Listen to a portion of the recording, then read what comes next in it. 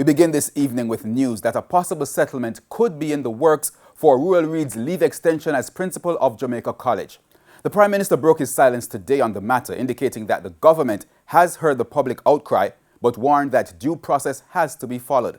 Jamelia Maitland has our report.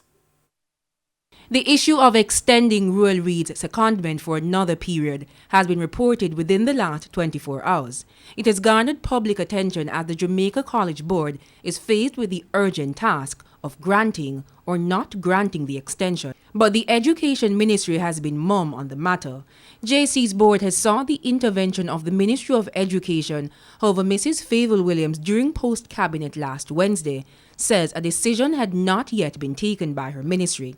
Calls to Minister Williams Thursday went unanswered. The Prime Minister has been silent on the issue, so during a tour of Westmoreland today, we put the question of the extension to him. I'm not aware of an extension being granted on the matter. I had discussions with the Minister of Education up to yesterday on the matter, and my report is that they are working to find a way to resolve the issue.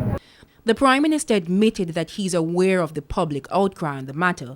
However, he says due process must be followed. So while the public, and I agree, is very frustrated, I always have to point out the process. So we are trying to resolve this matter. We want the Jamaica College, which is one of our premier institutions, we want it to get back to normalcy. We want the children there to have certainty about their principle and leadership, and so we are working towards a resolution.